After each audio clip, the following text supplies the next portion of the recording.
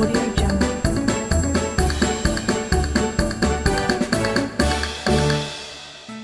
Hello everyone, have you brushed your teeth and combed your hair? Are you in your pajamas ready for bed? Are the curtains drawn and blankets tucked tight? Are you ready to sleep and say goodnight? But before you go into your dream ride, here's a story for you tonight. Tonight, I've got you a very special story, and this is truly special because this is a story of a very respected man of our country and very loved, Gandhi Babu. Without saying anything further, I am going to start the story and let the story do the talking. I Am Gandhi by Brad Meltzer. I am Gandhi. Today, people call me strong, unafraid, unstoppable. I wasn't always that way. As a child growing up in India, I was shy, afraid of the dark. I was always afraid of snakes. Can you tell? I was small. I spent most of my time with books. I love books. I wasn't good at sports like soccer. In fact, I would run home after school afraid that people would make fun of me. But I liked taking nice long walks. That's very healthy. Even with all my books, I wasn't a great student. I was bad at multiplication. Math can get a little difficult sometimes. And one day, when I got one of my spelling word wrong, the teacher pointed to another boy's paper. Copy from him. I didn't think that was the right thing to do. That's not how you learn. When the teacher scolded me, I wasn't bothered. In my life, I did not copy others' work. However, there was one story that was worth copying. It was a play I read in school about a man named Shravan Kumar. Shravan was so devoted to his parents that when they were too old to travel, he literally carried them on his back. It was an example I wanted to follow.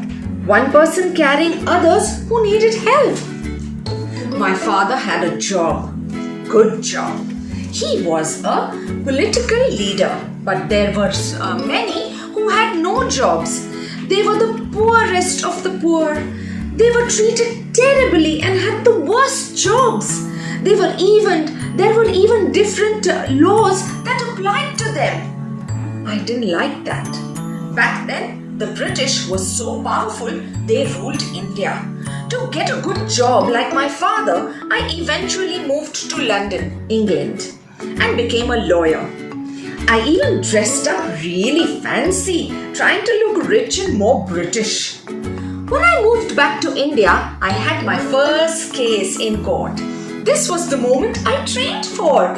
All I had to do was question the witness. The moment I stood up, my heart sank to my boots. It was like the room was spinning. I sat down without a word.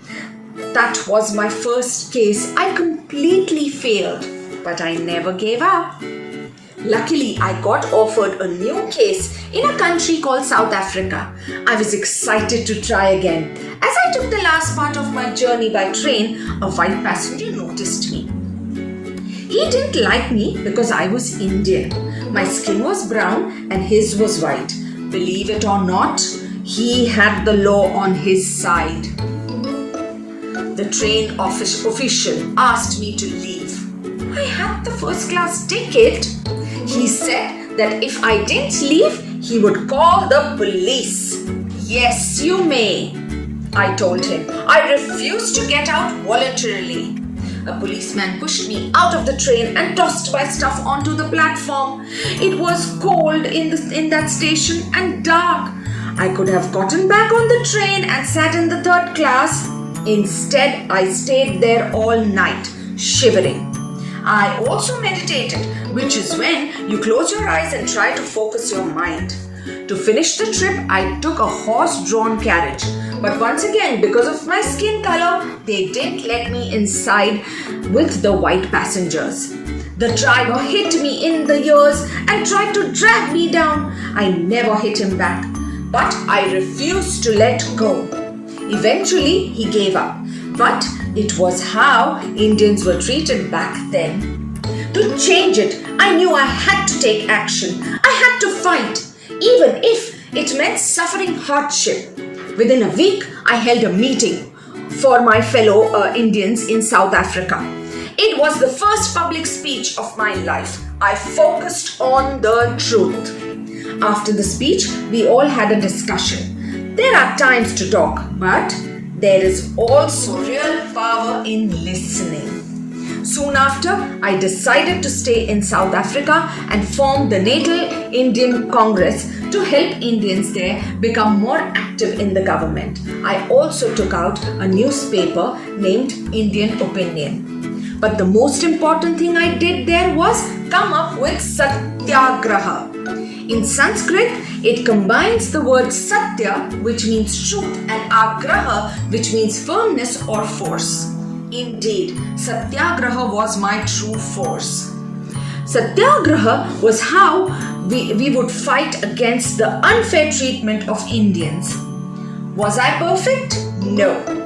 Sometimes I lost my temper, but that's when I figured out the best way to fight is by transforming myself and being the best person I could be.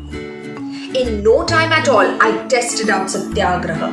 A new law was passed that would kick Indians out of South Africa unless they registered with the government.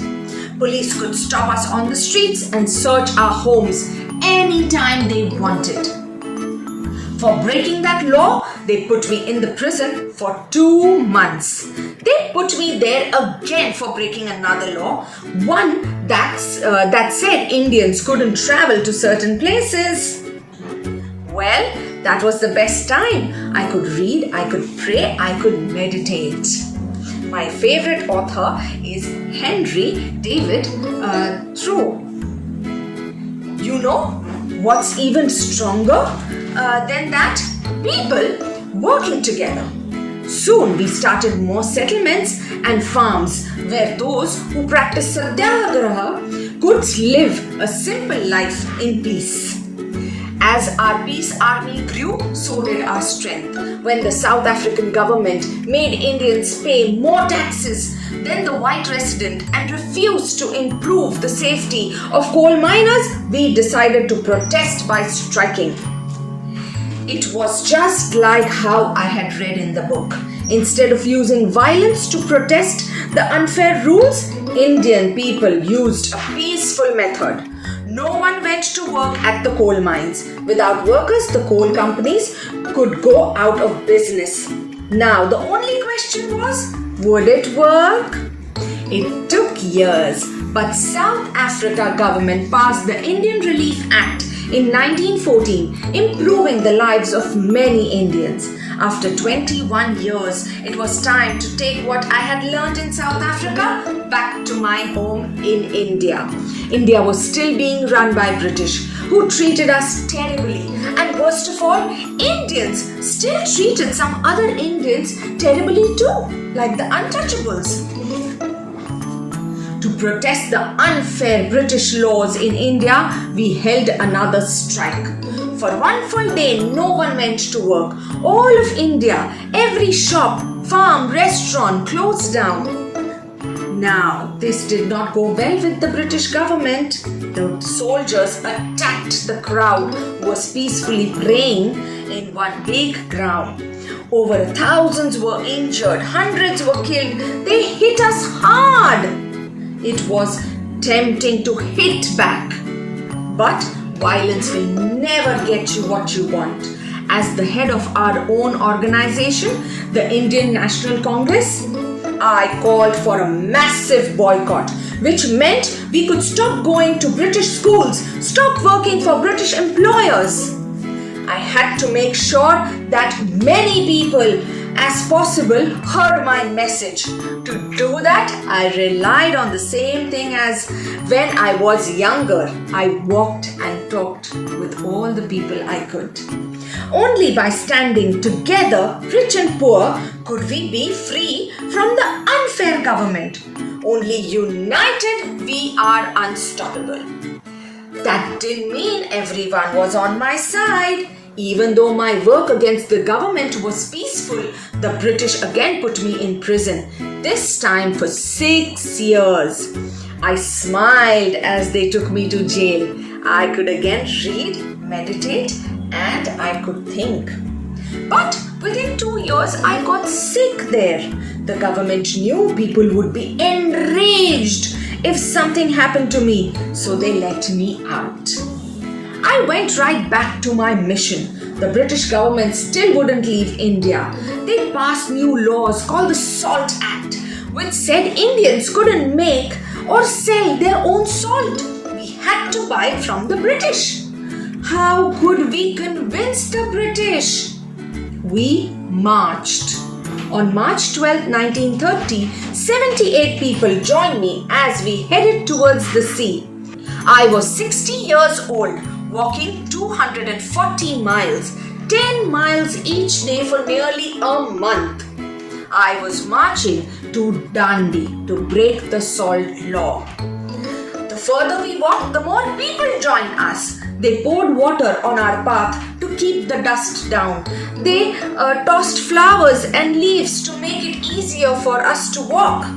The crowd soon ballooned to thousands, stretching back to 2 miles. Reporters around the world told our story. 24 days later, we reached our destination, the village of Dandi, near the Arabian Sea. There, I gave my signal to the nation. I picked up a handful of salt left by the waves. That's it. I never raised my fist. I never carried a weapon. But in that act, holding the salt that wasn't bought from the British government, I fought back. I broke the law, with the entire world watching. Soon after, I was arrested again. But over the next few days, thousands of Indians broke the same law. Just a few clumps of salt united our people and made the whole world realize how poorly the British were treating us. That must have been very embarrassing for the Britishers. From there, it still took years, but we were on our way to India becoming a free country. My struggles weren't done, though. Remember the untouchables? The poorest of the poor? They were still suffering. I was in jail, but I could act. I decided to go on a fast. They could lock me up. They could put me in the dark. But they could never ever defeat me. In my life, I was the small one, the skinny one, the poor one, even the shy one. But I was never the weak one. Over many years, I had many fights. But to fight by purposely avoiding violence, to refuse to raise my fist, no matter what is raised against me. Some would call me foolish. Somebody would call it madness. But what it really was courage. Strength doesn't come from the size of your body. It comes from the size of your heart. Show love, especially when you want to fight unfairness. You must help others who are in need. Carry them on your shoulders. Speak up for them when they don't have a voice. Hold true to your beliefs. I am Gandhi, and in a gentle way, I will shake the world. On that note, good night, sleep tight, and don't get into any pillow fights. Do think about Gandhi Bapu's advice.